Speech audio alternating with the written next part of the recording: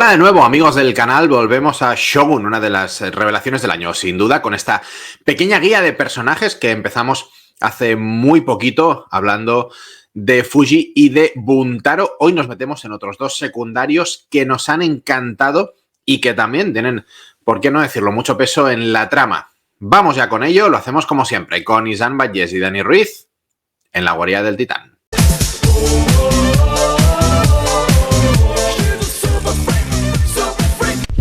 Entra con nosotros en la guarida del Titán. Hoy ya nos quedamos con dos personajes que, si bien no tienen una gran cuota en pantalla, podemos decir que son relevantes para la historia y para muchos de nuestros personajes principales. Hablamos, por una parte, de Kiku, de esa cortesana, y por otra parte, del padre Alvito, ese traductor que también nos ha dejado ver un poco los tejemanejes que tenía ahí la iglesia en Japón en esa época.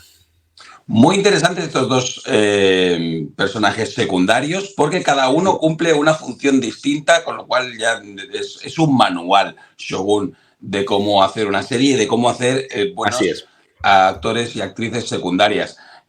Por una parte, tenemos el padre Alvito, que nos ayudará un poquito a entrar dentro de todo lo que es esta historia japonesa, dentro de todo lo que es la cultura japonesa, a partir de un John Blackthorne que no sabe absolutamente nada y que tendrá esta apertura. Por un lado la de Mariko, evidentemente, porque la de traductora, pero también este personaje, aun siendo una antítesis de John Blackthorne, porque también veremos cómo en un principio es un enemigo y luego ya no, al final de la serie, con lo cual también vemos un viaje personal tanto de John Blackthorne como también del padre Alvito. Y por el otro lado tenemos a Kiku, que nos sirve como mecha, incluso diría, para crear algunas tramas o para que algunas tramas pues sean empujadas y se muevan a través de lo que es la serie. Y eso a mí me parece muy interesante, porque además son dos personajes absolutamente distantes en lo que a sus ideales podría referirse, no solo por la cultura, porque una es japonesa y el otro es europeo, sino porque estamos hablando directamente de lo divino y de lo terrenal.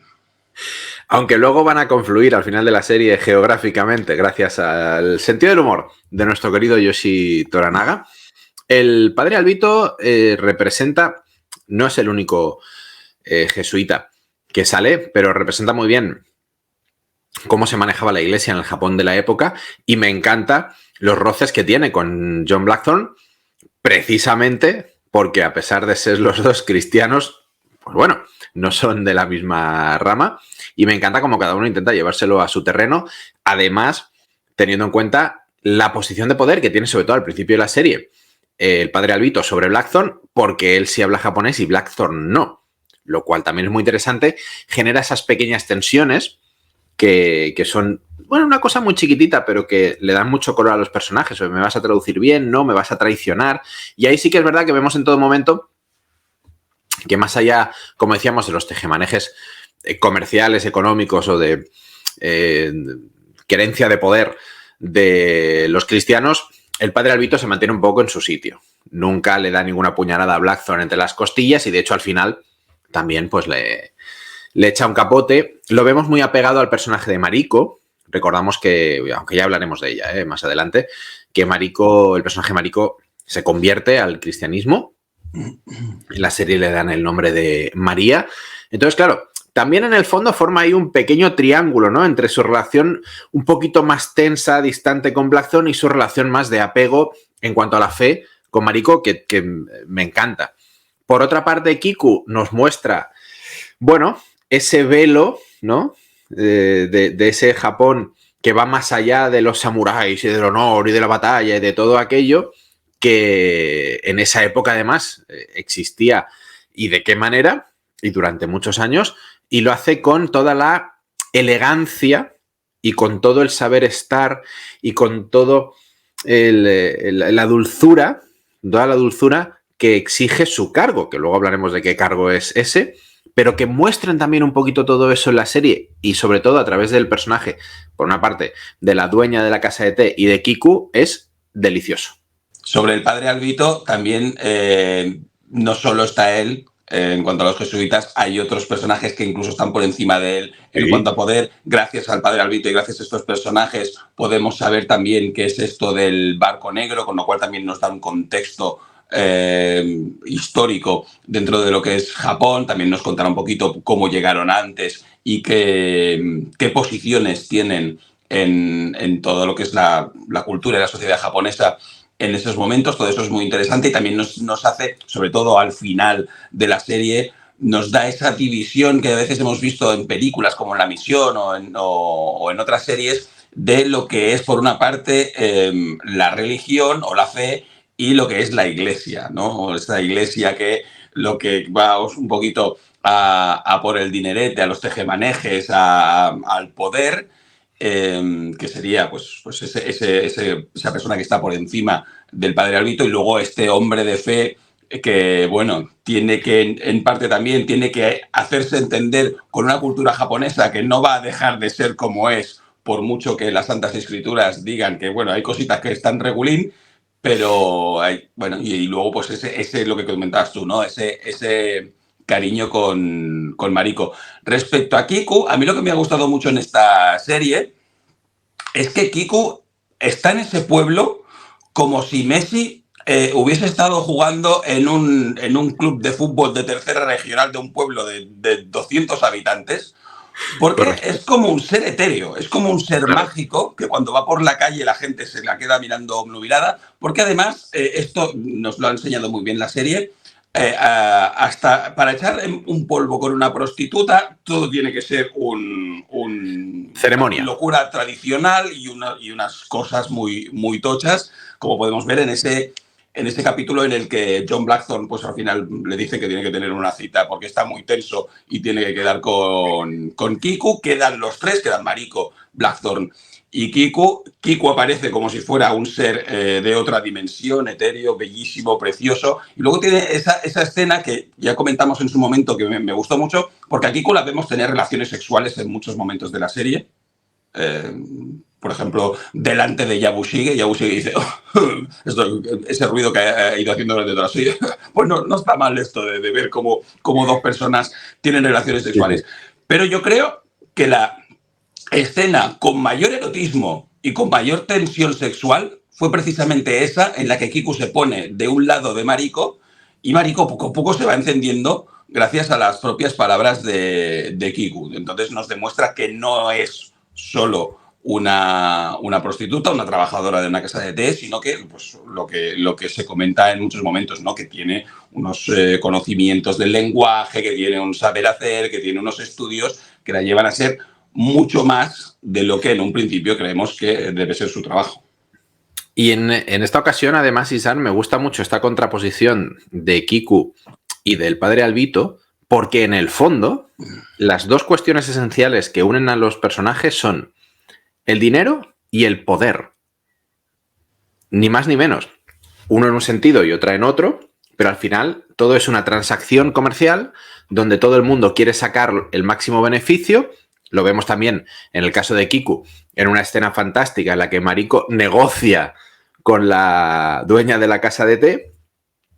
Y también en el sentido de que para acceder a una cortesana como Kiku se requiere un poder político y un peso social al que no, que no puede alcanzar prácticamente nadie porque está reservada, ¿no? Sus servicios están reservados a las más altas esferas.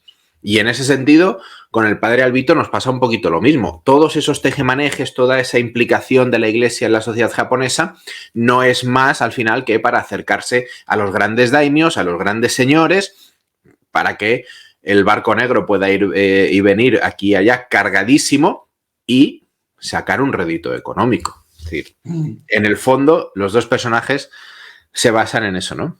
En el dinero y en el poder. Desde perspectivas distintas, evidentemente, pero de eso va todo. Sin embargo, en lo que comentabas al final del capítulo, se encuentran, ¿no?, en ese reparto de tierras fuera de Osaka. De Tokio, en este caso, de Edo. De Edo. Es una zona, en principio, la que nos habla la dueña de la casa de té, es una zona que está explicando para un futuro que le gustaría ser eso, pero que al final es una traslación real, histórica, de lo que acabó siendo un barrio de Tokio, ¿no? Sí, de hecho, en esa época, ya antes, pero también durante el shogunato Tokugawa, que es Tokugawa, ya lo hemos comentado, sería Toranaga en la serie. En las grandes ciudades había barrios del placer que se llamaban. En Kioto especialmente, se supone que las cortesanas de más alto nivel y más refinadas venían de allí. En Osaka también, y en Edo, la presente Tokio, estaba el barrio de Yoshiwara, que significa, por cierto, el Prado de la Suerte. Diría, no sé si se lo pusieron en la modo de coña, pero vaya, pero sí, efectivamente, zonas bastante amplias, los barrios del placer o barrios rojos o zonas rojas, que había en muchas capitales y que, por supuesto, en Edo también imaginamos que no habría iglesia cristiana en ese área. No, por muy buenos que fueran los terrenos, que se ve que eran cojonudos. Terrenos cojonudos, pero claro. Y de hecho, a pesar de que pudiera poner la iglesia, también sabemos que a nivel histórico, en cuanto se instaló este shogunato, al cabo de unas décadas las relaciones con el extranjero empezaron a ir regular también, y sobre todo con lo que es el cristianismo. Sí, señor, y concretamente con los jesuitas, porque si quieres, Isaac, nos detenemos un momentito, ya que siempre vamos a hablar también de las personas reales en las que se inspiran los personajes de James Clavell, algunos más libremente que otros, como es el caso de este padre Albito, que se inspira muy libremente, creo, en el sacerdote João Rodríguez, un sacerdote de origen portugués, que también ejerció como lingüista y que además, bueno, pues de estar ahí haciendo las cosas que hacían los jesuitas, el buen señor dejó algunos de los documentos, diría que más importantes en cuanto a la primera relación seria de la sociedad japonesa con Occidente, ya que escribió el primer diccionario japonés-portugués, escribió la primera gramática de japonés, el señor João Rodríguez, y luego también escribió un libro que era Relaciones o Historia de la Iglesia en Japón. Os podéis imaginar, con una visión totalmente sesgada, por supuesto. Por cierto, libro este del cual hay un original en Madrid. Está aquí en España, que imagino que debe ser la hostia, se podrá mirar solo con lupa, con guantes y sin que le dé la luz muy de cerca, porque son libros escritos a principios del 1600, así que os podéis imaginar. El tipo, por lo visto, era un crack. Aprovecho yo también para recomendar otro libro del que he hablado mucho cuando hablamos de Shogun, en este caso es Toyotomi Hideyoshi y los europeos, del doctor Jonathan López Vera, que es una maravilla porque habla precisamente de la llegada de los portugueses, de los castellanos, sobre todo pues de los jesuitas, etcétera, a Japón, y es una maravilla. Así que el padre Albito es, en realidad, estamos viendo a João Rodríguez en una versión un poquito, bueno, sui generis. En la serie de Shogun teníamos a otro Rodríguez también, el español. Exactamente, el piloto, el navegante, encarnado por Néstor Carbonell, que nos dio unos momentos maravillosos también, vale la pena recordarlo, aunque no haremos un vídeo sobre él, pero tenía unas frases antológicas que echamos de menos en siguientes capítulos, ¿no? Esa relación coñona entre John Blackthorne y el personaje de Néstor Carbonell estaba muy bien. Luego, pues, por desgracia, no fue más, pero bueno, porque claro, había mucha tela que cortar. Sí. Por cierto, que tiene una frase que nos hizo mucha gracia que dice "Viva España", pero yo creo que por la época está fatal.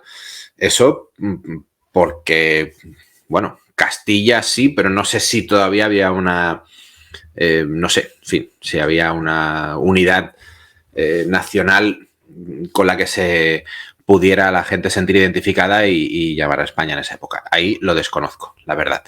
Si me permites, Isan, y hablando de Kiku, porque con esto hay mucha confusión también a nivel popular, Kiku en la serie es una oirán, que es una cortesana de altísimo nivel, cuyo cometido va a ser dar servicios sexuales, pero a la que se le exige maneras, caligrafía, ceremonia del té, conversación, alto nivel intelectual. Es decir, como tú bien comentabas, ¿no? En ese sentido, hasta para ir ahí al... Maquillaje, manicura. Sí, sí, claro. Y todo protocolo, ¿no? Hasta para ir al tema tiene que haber rito y ceremonia. Quizá por eso mucha gente confunde a las prostitutas con las geishas. La prostituta, baishumpu, creo que es la palabra, o irán en este caso, que es una cortesana de alto rango, tiene nada que ver con las geishas. Las geishas nunca, jamás ofrecen ni han ofrecido servicios sexuales. A día de hoy, tampoco.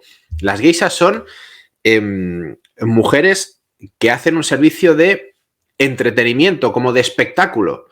Baile, danza, teatro, conversación de todo tipo, es decir...